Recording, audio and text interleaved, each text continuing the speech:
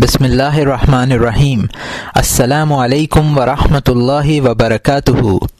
مظہر نور خدا، رازدار مصطفیٰ، الغزالی بحر علم و آگہی بے کراں۔ اب امام غزالی رحمۃ اللہ علیہ کی مارکۃ الآراء تصنیف احیاء علوم الدین، جس کی 4 جلدیں ہیں اور جس کی ہر جلد 10 چھوٹی کتابوں پر مشتمل ہے، اس حکیمانہ کتاب کی پہلی جلد کی 4تھی کتاب اس آڈیو کتاب کی صورت میں پیش کی جا رہی ہے، جس کا نام ہے کتاب اسرار الصلاۃ، یعنی نماز کے اسرار کا بیان۔ احیاء علوم الدین کا اردو ترجمہ مولانا ندیم الواجدی نے کیا ہے اور اس کو دارالاشاعت کراچی پاکستان نے شائع کیا ہے۔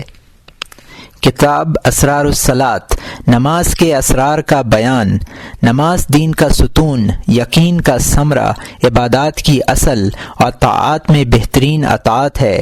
ہم نے اپنی فقہی کتابوں اور البسیط، الوسیط اور الوجیز میں نماز کے اصول اور فروع پر نہایت بسط و تفصیل کے ساتھ روشنی ڈالی ہے اور بہت سے نادر فروع اور عجیب و غریب مسائل ان میں جمع کر دیے ہیں تاکہ مفتی کے لیے ذخیرہ ہوں اور وہ بوقت ضرورت ان سے مستفید ہو سکے۔ اس کتاب میں ہم صرف وہ ظاہری اعمال اور باطنی اسرار بیان کرتے ہیں جن کی ضرورت راہ آخرت کے سالکین کو پیش آتی ہے۔ نماز کے مخفی معانی و اسرار، خشوع، خضوع، نیت اور اخلاص وغیرہ موضوعات پر ہم تفصیل سے لکھیں گے۔ یہ وہ موضوعات ہیں جن پر فقہا اپنی کتابوں میں گفتگو نہیں کرتے۔ یہ کتاب 7 ابواب پر مشتمل ہے۔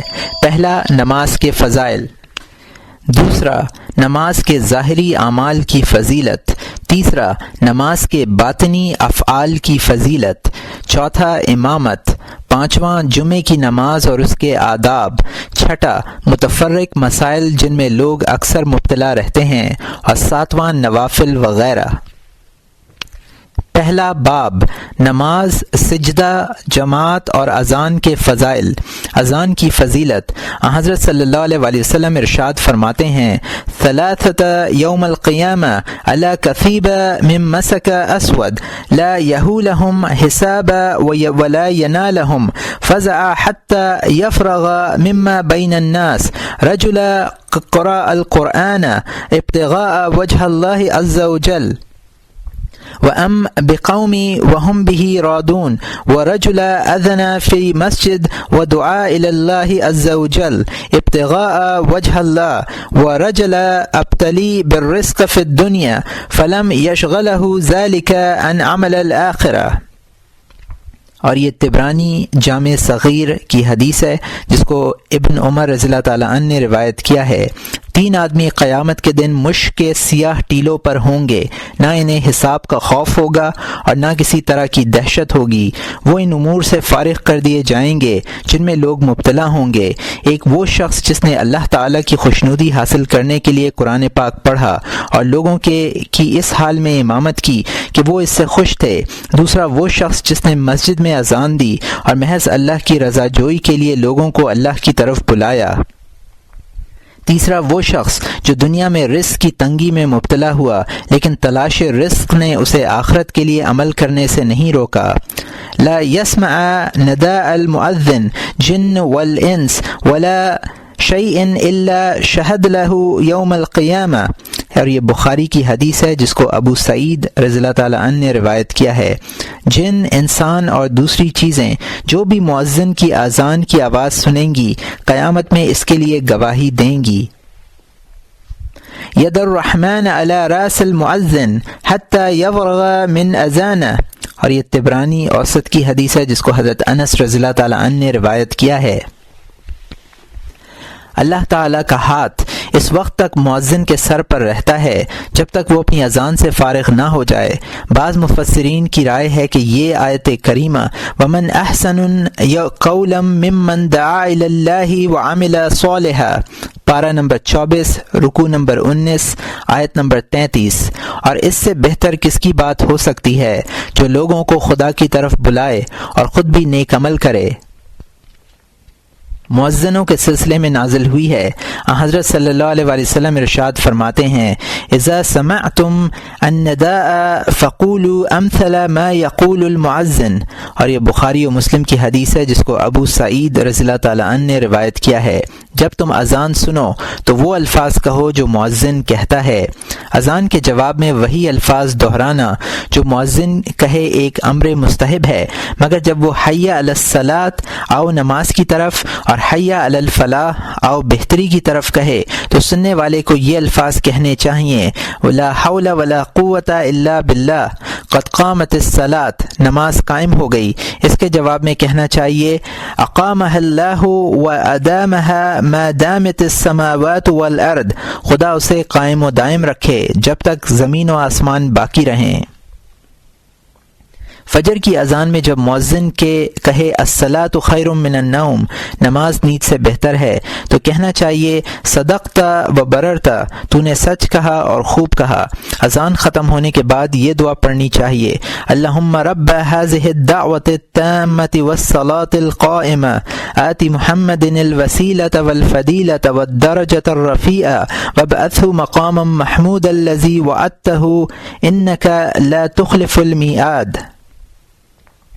اے خدا اس دعائے کامل اور نماز قائم کے مالک محمد صلی اللہ علیہ وآلہ وسلم کو وسیلہ، فضیلت اور بلند درجہ دیجیے اور ان کو اس مقام محمود پر اٹھائیے جس کا تو نے ان سے وعدہ کیا ہے، یقیناً تو وعدہ خلافی نہیں کرتا۔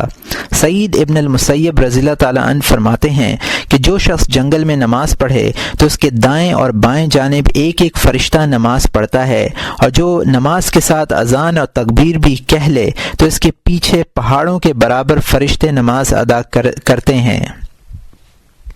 فرض نماز کی فضیلت، اللہ تعالیٰ فرماتے ہیں ان الصلاۃ کانت علی المؤمنین کتابا موقوتا، پارہ نمبر 5 رکوع نمبر 12 آیت نمبر 103۔ یقیناً نماز مسلمانوں پر فرض ہے اور وقت کے ساتھ محدود ہے۔ فرض نماز کی فضیلت کے متعلق حضرت صلی اللہ علیہ وآلہ وسلم کے کچھ ارشادات حسب ذیل ہیں۔ خمس صلاۃ کتبہن اللہ علی العباد فمن جاء بہن ولم یضیح منہن شیء استخاف بحقہن کان له ان يدخله الجنہ ومن لم یات بہن فلیس له عند اللہ احد ان شاء عذبہ وان شاء ادخل الجنہ۔ اور یہ ابو داؤد نسائی کی حدیث ہے جس کو عبادہ رضی اللہ تعالیٰ عنہ نے روایت کیا ہے۔ 5 نمازیں ہیں جنہیں اللہ نے بندوں پر فرض کیا ہے، بس جو کوئی یہ نمازیں ادا کرے اور ان کے حق کو معمولی سمجھ کر ان میں سے کچھ ضائع نہ کرے تو اس کے لیے اللہ کے نزدیک عہد ہوگا کہ اسے جنت میں داخل کرے، اور جو شخص انہیں ادا کرے اس کے لیے اللہ کا کوئی وعدہ نہیں ہوگا، چاہے تو اسے عذاب دے اور چاہے تو اسے جنت میں داخل کرے۔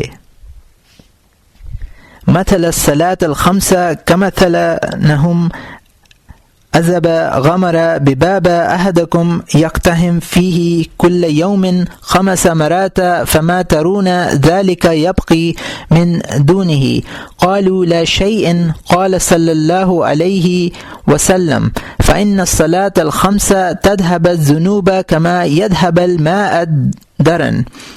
اور یہ مسلم کی حدیث ہے جس کو جابر ابن عبداللہ رضی اللہ تعالیٰ عنہ نے روایت کیا ہے۔ 5 نمازوں کی مثال ایسی ہے جیسے تم میں سے کسی کے دروازے پر نہایت شیریں پانی کی نہر ہو اور وہ اس میں ہر روز 5 مرتبہ غسل کرتا ہو، تم بتاؤ کیا اس کا میل باقی رہے گا؟ عرض کیا کچھ بھی نہیں۔ فرمایا 5 نمازیں گناہوں کو اسی طرح دور کرتی ہیں جس طرح پانی میل کو دور کرتا ہے۔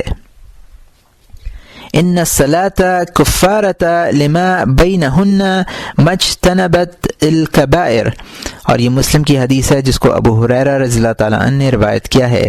نمازیں ان گناہوں کا کفارہ ہیں جو ان کے درمیان ہوں جب تک کہ کبیرہ گناہوں سے بچا جائے۔ بیننا و بین المنافقین شہود العتمہ والصبح لا یستطیعونہما، اور یہ مالک کی حدیث ہے جس کو سعید ابن المسیب رضی اللہ تعالیٰ عنہ نے روایت کیا ہے۔ ہمارے اور منافقین کے درمیان نماز عشاء اور نماز فجر میں حاضری کا فرق ہے، منافقین ان دونوں نمازوں میں نہیں آ سکتے۔ من لقى الله وهو مضيء الصلاة لم يعب الله بشيء من حسناته. اور یہاں مترجم نے حاشیے میں لکھا ہے کہ یہ حدیث ان الفاظ میں نہیں ملی مگر طبرانی اوسط میں حضرت انس رضی اللہ تعالیٰ عنہ کی روایت ہے، اول ما یحاسب بدل عبد الصلاۃ. اور یہاں حاشیہ ختم ہوتا ہے، جو شخص اللہ سے اس حال میں ملے کہ وہ نماز کا ضائع کرنے والا ہو تو اللہ اس کی نیکیوں میں سے کسی کا اعتبار نہیں کرے گا. الصلاۃ عماد الدین فمن ترکها فقد ہدم الدین. اور یہ بے کی حدیث ہے جس کو عمر رضی اللہ تعالیٰ عنہ نے روایت کیا ہے. نماز دین کا ستون ہے، جس نے نماز چھوڑی اس نے دین کو مسمار کیا. سأل صلی اللہ علیہ وسلم ای الاعمال افضل فقال الصلاۃ لمواقیتها. اور بخاری و مسلم کی حدیث ہے جس کو عبداللہ ابن مسعود رضی اللہ تعالیٰ عنہ نے روایت کیا ہے.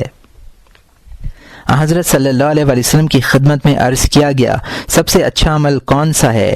آپ نے فرمایا متعین وقت پر نماز ادا کرنا.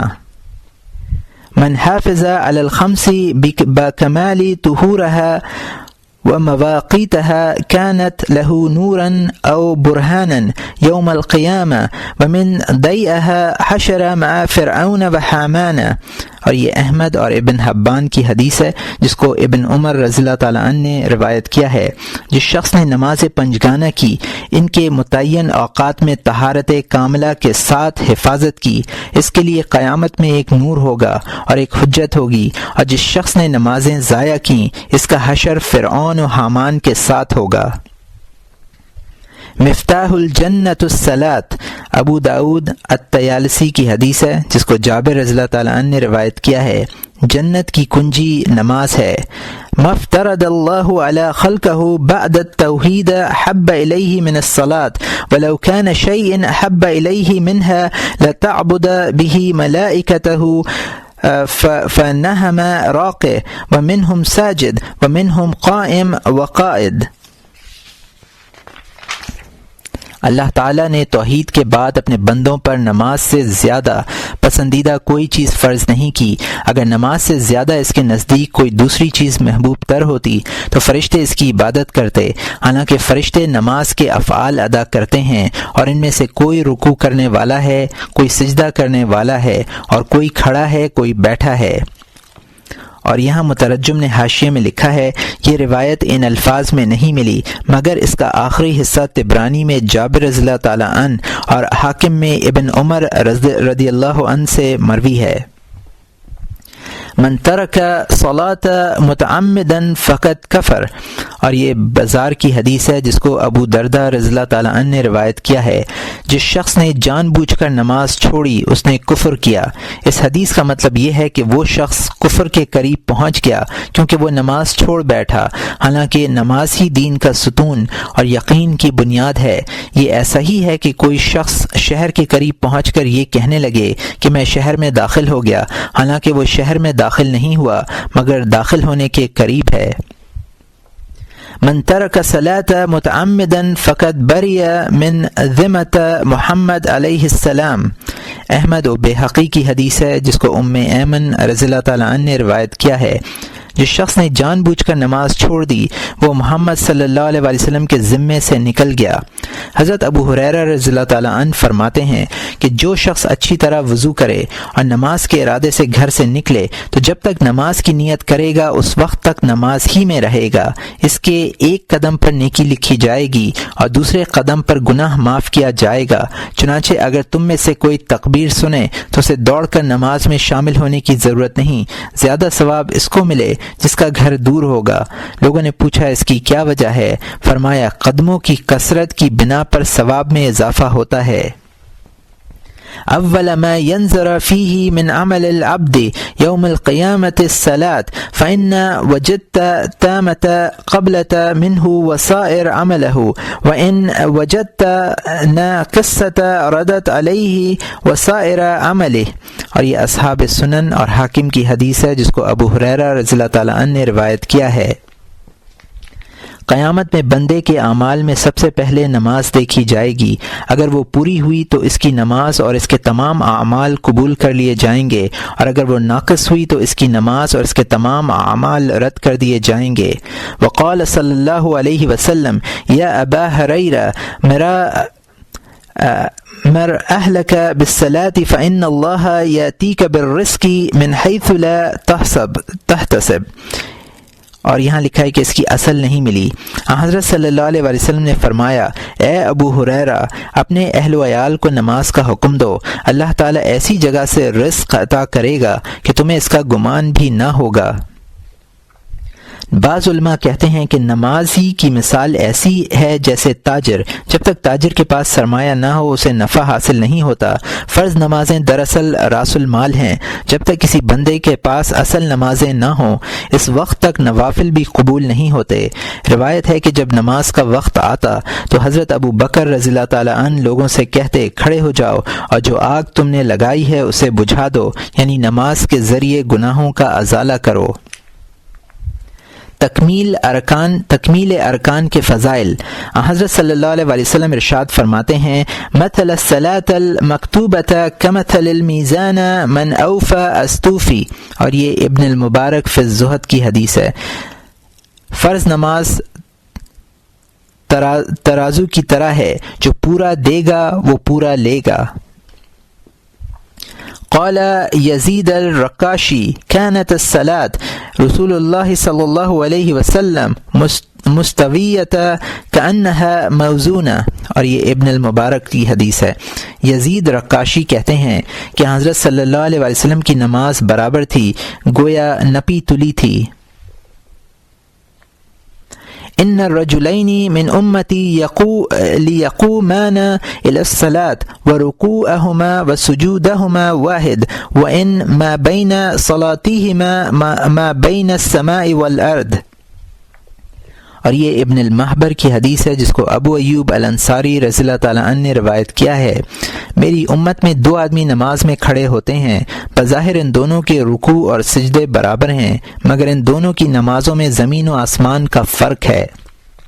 لا ينظر اللہ یوم القیامہ الی العبد لا یقیم صلبہ بین رکوعہ و سجودہ، اور یہ احمد کی حدیث ہے جس کو ابو ہریرہ رضی اللہ تعالیٰ عنہ نے روایت کیا ہے۔ اللہ تعالیٰ قیامت کے روز اس بندے کی طرف نہیں دیکھیں گے جو رکوع اور سجود کے درمیان اپنی پیٹھ سیدھی نہیں کرتا۔ امام یخاف الذی یحول وجہہ فی الصلاة ان یحول اللہ وجہہ وجہ حمار، اور یہ ابن عدی کی حدیث ہے جس کو جابر رضی اللہ تعالیٰ عنہ نے روایت کیا ہے۔ جو شخص نماز میں اپنا منہ پھیرتا ہے، کیا وہ اس بات سے نہیں ڈرتا کہ اللہ تعالیٰ اس کا چہرہ گدھے کے چہرے سے بدل دے؟ من صلاۃ لوقتها واسبغ وضوءها واتم رکوعها وسجودها وخشوعها ارجت وهي بيداء مسفرة تقول حفظك الله كما حفظتني ومن صلى لغير وقتها ولم يسبغ وضوءها ولم يتم ركوعها ولا سجودها ولا خشوعها أرجت وهي سوداء مظلمة تقول ضيئك الله كما ضيئتني حتى إذا كانت حيث شاء الله لفت كما يلفت ثواب الخلق فيضرب بها وجهه، اور یہ طبرانی فی الاوسط کی حدیث ہے جس کو انس رضی اللہ تعالیٰ عنہ نے روایت کیا ہے۔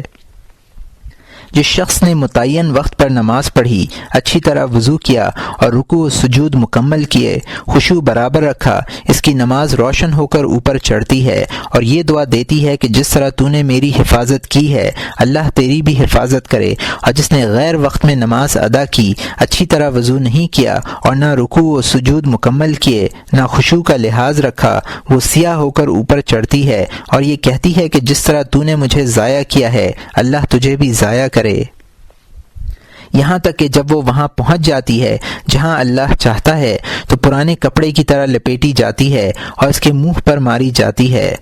اسوا الناس سرقۃ الذی یسرق من الصلاۃ، اور یہ احمد اور حاکم کی حدیث ہے جس کو ابو قتادہ رضی اللہ تعالیٰ عنہ نے روایت کیا ہے۔ چوری میں سب سے برا وہ شخص ہے جو اپنی نماز میں سے چوری کرے۔ حضرت عبداللہ ابن مسعود اور حضرت سلمان فارسی رضی اللہ عنہ فرماتے ہیں کہ نماز ایک پیمانہ ہے، جو پورا دے گا پورا لے گا، اور جو اس میں کمی کرے گا وہ جانتا ہے کہ اللہ نے کم تولنے کے بارے میں کیا ارشاد فرمایا ہے۔ اور یہاں مترجم نے حاشیے میں لکھا ہے کہ اس آیت کریمہ کی طرف اشارہ ہے، وَيْلٌ لِّلْمُطَفِّفِينَ، یہ روایت، اور یہاں حاشیہ ختم ہوتا ہے۔ نماز باجماعت کی فضیلت۔ نماز باجماعت کی فضیلت کے سلسلے میں حضرت صلی اللہ علیہ وسلم کے کچھ ارشادات حسب ذیل ہیں۔ صلاۃ الجمیع تفضل صلاۃ الفزع ب27 درجہ، اور یہ بخاری و مسلم کی حدیث ہے جس کو ابن عمر رضی اللہ تعالیٰ عنہ نے روایت کیا ہے۔ جماعت کی نماز تنہا شخص کی نماز سے 27 درجہ افضل ہے۔ حضرت ابو ہریرہ رضی اللہ تعالیٰ عنہ کہتے ہیں کہ کچھ لوگوں کو حضرت صلی اللہ علیہ وسلم نے نماز میں نہیں دیکھا تو خفا ہو کر فرمایا، لقد صمت ان امر رجلا يصلي بالناس ثم خالف الى رجال يتخلفون عنها فاحرق عليهم بيوتهم، وفي رواية اخرى ثم خالف الى رجال يتخلفون عنها فامر بهم فتحرق عليهم بيوتهم بحزم الحطب ولو علم احدهم انه يجد عزم سمين او مرمى طين لشهدها يعني صلاة العشاء، اور یہ بخاری و مسلم کی حدیث ہے جس کو ابو ہریرہ رضی اللہ تعالیٰ عنہ نے روایت کیا ہے۔ میں یہ ارادہ رکھتا ہوں کہ کسی شخص کو نماز پڑھانے کے لیے کہوں اور خود ان لوگوں کی طرف جاؤں جو نماز میں نہیں آتے اور ان کے گھروں کو آگ لگا دوں۔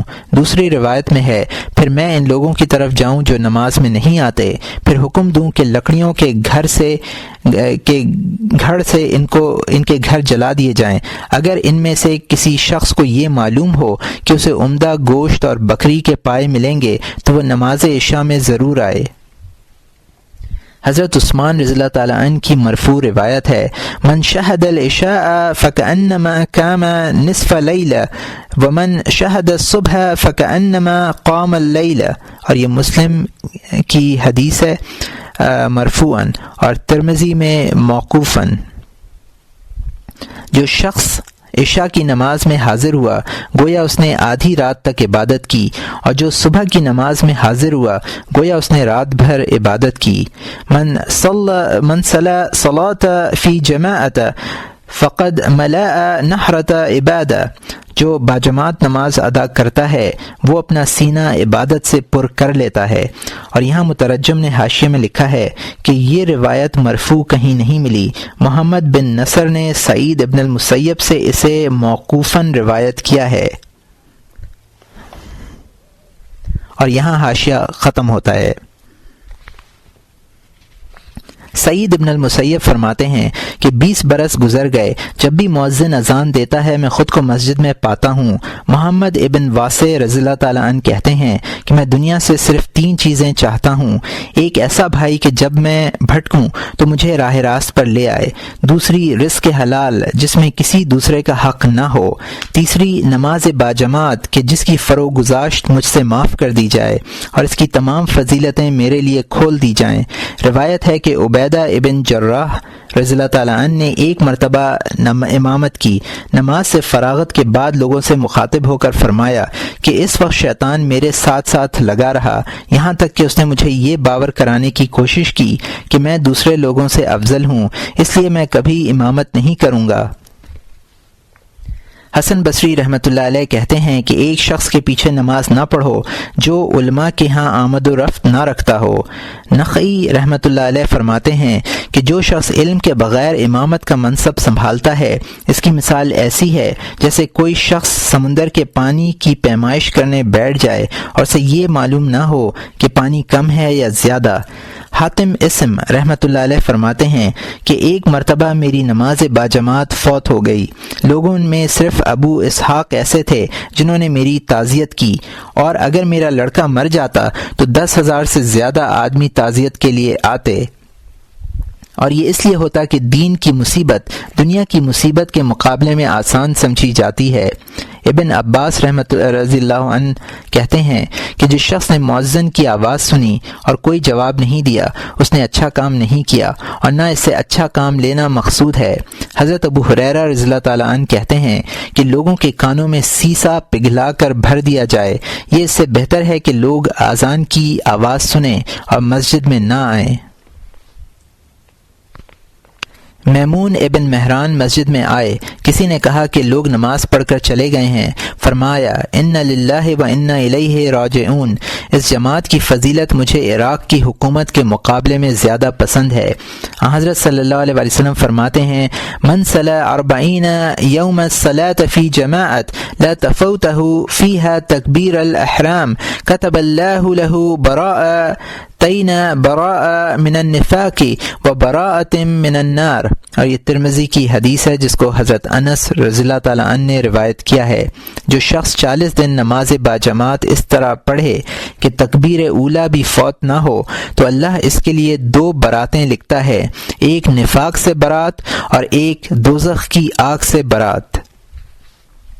روایت میں ہے کہ جب قیامت کا دن ہوگا تو کچھ لوگ ایسے اٹھیں گے کہ ان کے چہرے ستاروں کی طرح دمکتے ہوں گے، ملائکہ ان سے پوچھیں گے تمہارے اعمال کیا تھے؟ وہ لوگ کہیں گے کہ جب ہم اذان کی آواز سنتے تھے تو وضو کے لیے اٹھ جاتے تھے، پھر کوئی دوسرا کام ہمارے اور نماز کے درمیان رکاوٹ نہیں بنتا تھا۔ پھر کچھ لوگ ایسے اٹھیں گے جن کے چہرے چاند کی طرح روشن ہوں گے، وہ لوگ فرشتوں کے سوال کے جواب میں کہیں گے کہ ہم وقت سے پہلے وضو کر لیا کرتے تھے۔ پھر کچھ لوگ اٹھیں گے جن کے چہرے سورج کی طرح روشن ہوں گے، وہ یہ بتلائیں گے کہ ہم مسجد میں پہنچ کر اذان سنتے تھے۔ روایت میں ہے کہ اکابر سلف کی اگر تکبیر اولیٰ فوت ہو جاتی تو وہ لوگ اپنے نفسوں پر 3 روز سختی کرتے تھے، اور جماعت فوت ہو جاتی تو 7 روز سختی کرتے تھے۔ سجدے کی فضیلت، حضرت صلی اللہ علیہ وسلم فرماتے ہیں ما تقرب العبد الی اللہ بشیء افضل من سجود خفی، یہ ابن مبارک کی حدیث ہے جس کو حمزہ ابن حبیب نے روایت کیا ہے۔ بندہ کسی چیز سے اللہ کا تقرب حاصل نہیں کرتا جو پوشیدہ سجدے سے افضل ہو۔ ما من مسلم یسجد اللہ سجدۃ الا رفع اللہ بہا درجہ وحط عنہ بہا سیئہ، اور یہ ابن ماجہ کی حدیث ہے جس کو عبادہ ابن صامت رضی اللہ تعالیٰ عنہ نے روایت کیا ہے۔ جو مسلمان اللہ کے لیے سجدہ کرتا ہے اللہ اس کے ایک سجدے کی وجہ سے اس کا ایک درجہ بڑھاتا ہے اور ایک گناہ کم کر دیتا ہے۔ ایک روایت میں ہے کہ کسی شخص نے حضور صلی اللہ علیہ وسلم کی خدمت میں عرض کیا یا رسول اللہ میرے لیے دعا فرمائیے، اللہ تعالیٰ مجھے ان لوگوں میں سے بنائے جن کے لیے آپ کی شفاعت ہو اور جنت میں آپ کی رفاقت نصیب کرے۔ ارشاد فرمایا اعنی بکثرت السجود، اور یہ مسلم کی حدیث ہے جس کو ربیعہ ابن قعب اسلمی رضی اللہ عنہ نے روایت کیا ہے۔ تو سجدوں کی کثرت سے میری مدد کر۔ اقرب ما یکون العبد من اللہ تعالی ان یکون ساجد، یہ مسلم کی حدیث ہے جس کو ابو ہریرہ رضی اللہ تعالیٰ عنہ نے روایت کیا ہے۔ بندہ اللہ تعالیٰ سے اس وقت زیادہ قریب ہوتا ہے جب وہ سجدہ کرنے والا ہو۔ اس آیت کریمہ کے بھی یہی معنی ہیں۔ وَاسْجُدُوا وَاقْتَرِبْ، پارہ نمبر 20، رکوع نمبر 21، آیت نمبر 19، اور سجدہ کر اور قریب ہو۔ قرآن پاک میں ہے سیماہم فی وجوہہم من اثر السجود، پارہ نمبر 26، رکوع نمبر 12، آیت نمبر 29۔ ان کے آثار بوجائے تاثیر سجدہ کے ان کے چہروں پر نمایاں ہیں۔ اس آیت میں سجدے کے اثر سے بعض حضرات وہ غبار مراد لیتے ہیں جو چہرے پر لگ جاتا ہے۔ بعض حضرات کہتے ہیں کہ اثر سے مراد نور خشوع ہے جو باطن سے ظاہر پر چمکتا ہے، یہی قول زیادہ صحیح ہے۔ بعض لوگ کہتے ہیں کہ اس سے مراد اعضائے وضو کی روشنی ہے۔ حضرت صلی اللہ علیہ وسلم فرماتے ہیں اذا قرأ ابن آدم السجدہ فسجد اعتزل الشیطان یبکی ویقول یا ویلہ امر هذا بالسجود فسجد فلہ الجنہ وامرت انا بالسجود فعصیت نل النار، اور یہ مسلم کی حدیث ہے جس کو ابو ہریرہ رضی اللہ تعالیٰ عنہ نے روایت کیا ہے۔ جب ابن آدم سجدے کی آیت تلاوت کرتا ہے اور سجدہ کرتا ہے تو شیطان الگ ہٹ کر رونے لگتا ہے اور کہتا ہے ہائے مصیبت، ابن آدم کو سجدوں کا حکم کیا گیا تو یہ سر بسجود ہو گیا اور اسے جنت مل گئی، اور مجھے سجدوں کا حکم ہوا تو میں نے نافرمانی کی اور مجھے دوزخ نصیب ہوئی۔ علی ابن عبداللہ ابن عباس کے بارے میں روایت ہے کہ وہ ہر روز 1000 سجدے کیا کرتے تھے، اسی لیے لوگوں نے ان کا نام سجاد یعنی زیادہ سجدے کرنے والا رکھ دیا تھا۔ عمر ابن عبدالعزیز رحمۃ اللہ علیہ زمین کے علاوہ کسی دوسری چیز پر سجدہ نہ کرتے۔ یوسف ابن اسبات کہا کرتے تھے، اے جوانو، مرض سے پہلے تندرستی کی جانب بڑھو، میں شخص کے علاوہ کسی پر حسد نہیں کرتا جو رکوع و سجود میں مشغول ہے، میں اپنے مرض کی بنا پر رکوع اور سجدہ نہیں کر سکتا۔ سعید ابن جبیر رضی اللہ عنہ کہتے ہیں کہ میں سجدے کے علاوہ کسی بھی چیز کے ضائع جانے پر افسوس نہیں کرتا۔ عقبہ ابن مسلم رحمۃ اللہ علیہ کہتے ہیں کہ بندے میں کوئی خصلت اللہ کے نزدیک اس کی اس خصلت سے زیادہ محبوب و پسندیدہ نہیں ہے کہ بندہ اللہ تعالیٰ سے ملنے کا خواہش مند ہو، اور سجدے کے علاوہ کوئی گھڑی ایسی نہیں ہے جس میں بندہ اپنے خالق سے زیادہ قریب ہوتا ہے۔ حضرت ابو ہریرہ رضی اللہ تعالیٰ عنہ کہتے ہیں کہ بندہ سجدے کے وقت اپنے رب سے زیادہ قریب ہوتا ہے، اس لیے سجدے میں کثرت سے دعا کیا کرو۔ خشوع کی فضیلت، اللہ تعالیٰ فرماتے ہیں اقم الصلاۃ للذکری، پارہ نمبر 16 رکوع نمبر 10 آیت نمبر 14، میری ہی یاد میں نماز پڑھا کرو۔ ولا تکن من الغافلین، پارہ نمبر 9 رکوع نمبر 16 آیت نمبر 205، اور غافلین میں سے مت ہو۔ ولا تقربوا الصلاة وانتم سکارى حتى تعلموا ما تقولون، پارہ نمبر 5 رکوع نمبر 4 آیت نمبر 3، اے ایمان والو، تم نماز کے پاس بھی ایسی حالت میں مت جاؤ کہ تم نشے میں ہو، یہاں تک کہ تم سمجھنے لگو کہ منہ سے کیا کہتے ہو۔ اس آیت میں لفظ سکارا کی بعض حضرات نے یہ تفسیر کی ہے کہ غم کی زیادتی سے بدحواس ہوں۔ بعض حضرات کہتے ہیں کہ محبت کے نشے میں مست ہوں۔ وہاب رحمۃ اللہ علیہ فرماتے ہیں کہ سکارا سے ظاہری نشے میں مدہوش لوگ مراد ہیں، اس میں دنیا کی محبت کے نشے پر بھی تنبیہ کی گئی ہے، کیونکہ علت بیان کی گئی ہے کہ جب تک تم یہ نہ جان لو کہ کیا کہہ رہے ہو، اس وقت تک نماز کے لیے کھڑے نہ ہو۔ بہت سے نمازی ایسے ہوتے ہیں جو نشہ نہیں کرتے، لیکن انہیں اس کی خبر نہیں ہوتی کہ انہوں نے نماز میں کیا پڑھا ہے۔ خشوع و خضوع کی فضیلت پر حضرت صلی اللہ علیہ وسلم کے یہ ارشادات گرامی دلالت کرتے ہیں، من صلی رکعتین لم یحدث نفسہ فیہما بشیء من الدنیا غفر له ما تقدم من ذنبہ، جو شخص 2 رکعت نماز پڑھے اس طرح کہ ان میں اپنے دل میں دنیا کی کوئی بات نہ کرے تو اس کے اگلے پچھلے گناہ بخش دیے جائیں گے۔ اور یہاں مترجم نے حاشیے میں لکھا ہے کہ یہ روایت ان الفاظ میں صلہ ابن شیم سے ابن ابی شیبہ نے روایت کی ہے۔ بخاری و مسلم میں عثمان رضی اللہ تعالیٰ عنہ کی روایت ہے، مگر اس کے شروع میں کچھ الفاظ زیادہ ہیں اور اس میں بشیء من الدنیا نہیں ہے۔ انما الصلاۃ، اور یہاں حاشیہ ختم ہوتا ہے، انما الصلاۃ تمسکنا وتوادى وتضرع وتباوس وتنادم وترفع يديك فتقول اللهم اللهم فمن لم يفعل فهي خزاج، اور یہ ترمذی کی حدیث ہے جس کو فضل ابن عباس رضی اللہ تعالی عنہ نے روایت کیا ہے۔ نماز صرف مسکنت، تواضع، آہوزاری، شدت، خوف، ندامت ہے، اور تیرا ہاتھ اٹھا کر یہ کہنا ہے اے اللہ اے اللہ، جو ایسا نہ کرے اس کی نماز ناقص ہے۔ کسی آسمانی کتاب میں اللہ رب العزت کا یہ ارشاد موجود ہے کہ میں ہر نماز پڑھنے والے کی نماز قبول نہیں کرتا، بلکہ اس شخص کی نماز قبول کرتا ہوں جو میری عظمت کے مقابلے میں تواضع اختیار کرے، لوگوں کے ساتھ تکبر سے پیش نہ آئے، اور بھوکے فقیر کو میری رضا جوئی کے لیے کھانا کھلائے۔ ایک حدیث میں ہے انما فرضت الصلاۃ وامر بالحج والطواف واشعرت المناسک لا قامت ذکر اللہ تعالی فإذا لم يكن في قلبك المذكور الذي هو المقصود والمبتغي عزمة ولا حيبة فما قيمة ذكرك، اور یہ ابو داؤد اور ترمذی کی حدیث ہے جس کو عائشہ رضی اللہ عنہا نے روایت کیا ہے۔ نماز فرض کی گئی ہے، حج اور طواف کا حکم دیا گیا ہے، دوسرے ارکان حج ضروری قرار دیے گئے ہیں اللہ کے ذکر کے لیے۔ پس اگر تیرے دل میں مذکور یعنی اس کی عظمت و ہیبت نہ ہو جو اصل مقصود و مطلوب ہے تو تیرے ذکر کی کیا قیمت ہے؟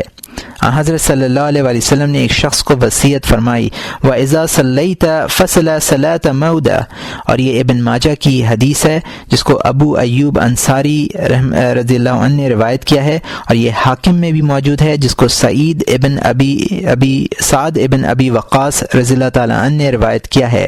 ترجمہ: جب تو نماز پڑھے تو رخصت ہونے والے کی طرح نماز پڑھ، مطلب یہ ہے کہ اپنے نفس اپنی خواہش سے رخصت ہو کر نماز پڑھ اور اپنے مولا کی بارگاہ میں حاضری دے، جیسا کہ اللہ تعالیٰ ارشاد فرماتے ہیں، یا ایھا الانسان انک کادح الی ربک کدحا فملاقیہ، پارہ نمبر 30 رکوع نمبر 9 آیت نمبر 6۔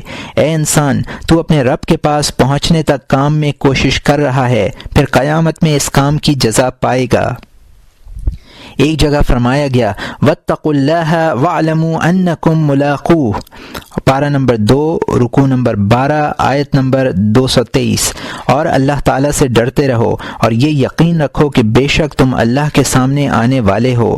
حضرت صلی اللہ علیہ وآلہ وسلم ارشاد فرماتے ہیں، من لم تنهه صلاته عن الفحشاء المنکر لم یزد من اللہ الا بعد۔ علی ابن معبد کتاب الطاعہ کی حدیث ہے جس کو حسن بصری نے مرسلاً روایت کیا ہے۔ جس شخص کو اس کی نماز فحش اور برائی سے نہ روک سکے وہ اللہ سے دور ہی ہوتا رہے گا۔ نماز مناجات کا نام ہے، بھلا یہ کیسے ممکن ہے کہ غفلت کے ساتھ مناجات پائی جائے؟ ابو بکر بن عبداللہ نے لوگوں سے کہا کہ اگر تم اپنے آقا کے پاس اس کی اجازت کے بغیر جانا چاہو اور کسی واسطے کے بغیر اس سے گفتگو کرنی چاہو تو یہ ممکن ہے۔ لوگوں نے کہا یہ کیسے ہو سکتا ہے؟ فرمایا مکمل وضو کے ساتھ محراب میں کھڑے ہو جاؤ، اجازت کے بغیر آقا کی بارگاہ میں حاضر ہو جاؤ گے اور اس سے مناجات شروع کر دو، درمیان میں کوئی ذریعہ نہ ہوگا۔ حضرت عائشہ رضی اللہ عنہا فرماتی ہیں، کان رسول اللہ صلی اللہ علیہ وسلم یحدثنا ونحدثه فاذا حضرت الصلاة فكأنه لم يعرفنا ولم نعرف۔ ازادی فی الضعفاء، سودید بن غفلہ کی حدیث ہے۔ رسول اللہ صلی اللہ علیہ وآلہ وسلم ہم سے گفتگو کیا کرتے تھے اور ہم آپ سے گفتگو کیا کرتے تھے، مگر جب نماز کا وقت آ جاتا تو ایسا لگتا کہ گویا آپ ہمیں نہ جانتے ہوں اور ہم آپ کو نہ جانتے ہوں۔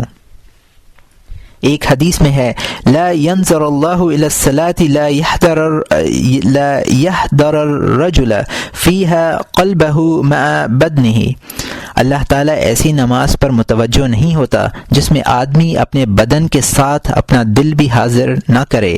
اور یہاں مترجم نے حاشیے میں لکھا ہے کہ یہ روایت ان الفاظ میں نہیں ملی، البتہ ابو منصور ویلمی نے مسند الفردوس میں ابی ابن کعب سے اسی مضمون کی روایت نقل کی ہے، اور یہاں حاشیہ ختم ہوتا ہے۔ حضرت ابراہیم خلیل اللہ علیہ السلام جب نماز کے لیے کھڑے ہوتے تھے تو ان کے دل کے اضطراب کی آواز 2 میل کے فاصلے سے سنی جا سکتی تھی۔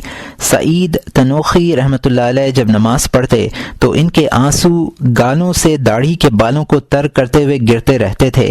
حضرت صلی اللہ علیہ وآلہ وسلم نے ایک شخص کو دیکھا کہ وہ نماز میں اپنی داڑھی سے کھیل رہا ہے۔ آپ نے ارشاد فرمایا لو خشع قلب هذا لخشعت جوارحها، اور یہ حکیم ترمذی کی حدیث ہے جس کو ابو ہریرہ رضی اللہ تعالیٰ عنہ نے روایت کیا ہے، اگر اس شخص کے دل میں خشوع ہوتا تو اس کے اعضاء بھی خشوع کرتے۔ روایت ہے کہ حسن بصری رحمۃ اللہ علیہ نے ایک شخص کو دیکھا کہ وہ کنکریوں سے کھیل رہا ہے اور یہ دعا کر رہا ہے کہ اے اللہ میرا نکاح حور عین سے کر دیجئے۔ حسن بصری نے کہا اے شخص تو اچھا دولہا نہیں ہے، نکاح حور عین سے چاہتا ہے اور کنکریوں سے کھیل رہا ہے۔ مطلب یہ ہے کہ نماز کے ذریعے خدا کی قربت چاہنے والوں کو بھی کوئی ایسا عمل نہ کرنا چاہیے جو اس کے شایان شان ہو۔ حلف ابن ابی ایوب رحمۃ اللہ علیہ سے کسی نے کہا کہ کیا نماز میں تمہیں مکھی نہیں کہ تم اسے ہٹا دو؟ فرمایا کہ میں اپنے نفس کو کسی ایسی چیز کا عادی نہیں بنانا چاہتا جو میری نماز فاسد کر دے۔ پوچھنے والے نے کہا مگر تم صبر کیسے کر لیتے ہو؟ فرمایا میں نے سنا ہے کہ فاسق اور مجرم شاہی کوڑوں کے سامنے اف تک نہیں کرتے، میں تو اپنے پروردگار کے سامنے کھڑا ہوں اور جو سب بادشاہوں کا بادشاہ ہے، تو کیا اس مکھی سے پریشان ہو جاؤں؟ مسلم ابن یسار رحمۃ اللہ علیہ کے بارے میں مشہور ہے کہ جب وہ نماز کے لیے کھڑے ہوتے تو اپنے گھر والوں سے کہہ دیتے کہ تم آپس میں باتیں کرو، میں تمہاری بات چیت کا لفظ بھی نہیں سنوں گا۔ ان بزرگ کا ایک قصہ یہ بھی ہے کہ وہ شہر کی جامع مسجد میں نماز پڑھ رہے تھے۔ نماز کے دوران مسجد کا ایک حصہ منہدم ہو گیا۔ آواز سن کر آس پاس کے لوگ جمع ہو گئے، لیکن ان کی نماز میں کوئی فرق نہیں آیا۔ جب نماز سے فارغ ہو گئے تو پتہ چلا حضرت علی کرم اللہ وجہہ کے بارے میں بیان کیا جاتا ہے کہ جب کسی فرض نماز کا وقت آتا تو ان کے چہرے کا رنگ بدل جاتا اور عجیب و غریب قسم کی کیفیت ہوتی۔ لوگ عرض کرتے امیر المومنین کیا ہوا؟ فرماتے اس امانت کی ادائیگی کا وقت آ گیا ہے جو اللہ نے آسمانوں پر، زمین پر اور پہاڑوں پر پیش کی تو ان سب نے اس امانت کا بوجھ اٹھانے سے انکار کر دیا۔ امام زین العابدین کی وضو کے وقت یہی کیفیت ہو جاتی تھی۔ گھر والے پوچھتے وضو کے وقت آپ کو کیا ہو جاتا ہے؟ فرماتے کیا تم لوگ جانتے نہیں ہو کہ مجھے کس کے سامنے کھڑا ہونا ہے؟ عبداللہ ابن عباس رضی اللہ تعالیٰ عنہ روایت کرتے ہیں کہ حضرت داؤد علیہ السلام نے اپنی مناجات کے دوران یہ الفاظ کہے، اے اللہ تو کس کی نماز قبول کرتا ہے؟ اللہ نے وحی کے ذریعے حضرت داؤد علیہ السلام کو مطلع کیا کہ میں شخص کی نماز قبول کرتا ہوں اور وہ شخص میری جنت میں رہے گا جو میری عظمت کے سامنے تواضع اختیار کرے، اپنا دن میری یاد میں گزارے، اپنے نفس کو شہوات سے روکے، میری رضا جوئی کے لیے بھوکے کو کھانا کھلائے، مسافر کو پناہ دے اور مصیبت زدہ پر رحم کرے۔ یہی وہ شخص ہے جس کا نور آسمانوں میں سورج کی طرح چمکتا ہے۔ جب وہ مجھے پکارتا ہے میں لبیک کہتا ہوں، جب وہ مجھ سے سوال کرتا ہے تو میں اسے عطا کرتا ہوں۔ جہل کو میں نے اس کے لیے علم، غفلت کو ذکر اور تاریکی کو روشنی کر دیتا ہوں۔ لوگوں میں اس کو وہ مقام حاصل ہے جو جنت الفردوس کو حاصل ہے کہ نہ اس کی نہریں خشک ہوتی ہیں اور نہ اس کے میوے خراب ہوتے ہیں۔ حاتم اسم رحمۃ اللہ علیہ نے اسے لوگوں نے ان کی نماز کی کیفیت دریافت کی۔ فرمایا جب نماز کا وقت آتا ہے میں اچھی طرح وضو کرتا ہوں اور اس جگہ آتا ہوں جہاں نماز پڑھنے کا ارادہ ہے، وہاں کچھ دیر بیٹھتا ہوں یہاں تک کہ میرے حواس مجتمع ہو جاتے ہیں، پھر نماز کے لیے کھڑا ہوتا ہوں اور اس تصور کے ساتھ کھڑا ہوتا ہوں کہ کعبہ میرے دونوں ابروؤں کے درمیان ہے، پل صراط پاؤں کے نیچے ہے، جنت دائیں جانب اور دوزخ بائیں جانب ہے اور ملک الموت پشت کی طرف ہے۔ میں اس نماز کو اپنی آخری نماز سمجھتا ہوں، پھر خوف اور امید کے ساتھ بلند آواز سے اللہ اکبر کہتا ہوں، قرات اچھی طرح کرتا ہوں، رکوع تواضع کے ساتھ اور سجدہ خشوع کے ساتھ ادا کرتا ہوں، بائیں سرین پر بیٹھ کر بایاں پاؤں بچھا لیتا ہوں اور دایاں پاؤں کا انگوٹھا کھڑا رکھتا ہوں۔ میں تمام افعال نماز اخلاص کے ساتھ ادا کرتا ہوں، پھر میں نہیں جانتا کہ میری نماز قبول ہوئی ہے یا نہیں۔ ابن عباس رضی اللہ عنہ کہتے ہیں کہ تفکر کے ساتھ متوسط درجے کی 2 رکعتیں غافل دل کے ساتھ تمام رات عبادت کرنے سے بہتر ہیں۔ مسجد اور نماز کی جگہ کی فضیلت۔ اللہ تعالیٰ فرماتے ہیں انما یعمر مساجد اللہ من آمن باللہ والیوم الآخر، پارہ نمبر 10 رکوع نمبر 9 آیت نمبر 18۔ وہی آباد کرتا ہے اللہ کی مسجدیں جو اللہ پر اور یوم آخرت پر ایمان لایا۔ حضرت صلی اللہ علیہ وسلم فرماتے ہیں من بنی اللہ مسجد اولو کا مفحص قطات بنی اللہ لہ قصر فی الجنہ، اور یہ ابن ماجہ کی حدیث ہے جس کو جابر رضی اللہ تعالیٰ عنہ نے روایت کیا ہے، اور یہ بخاری و مسلم میں بھی ہے جس کو عثمان رضی اللہ تعالیٰ عنہ نے روایت کیا ہے۔ جو شخص اللہ کے لیے ایک مسجد بنائے وہ مسجد قطات کبوتر کے برابر ایک ریگستانی پرندہ ہے کہ گھونسلے کے برابر ہی کیوں نہ ہو، اللہ جنت میں اس کے لیے ایک محل بنائے گا۔ من الف المسجد لف اللہ تعالی،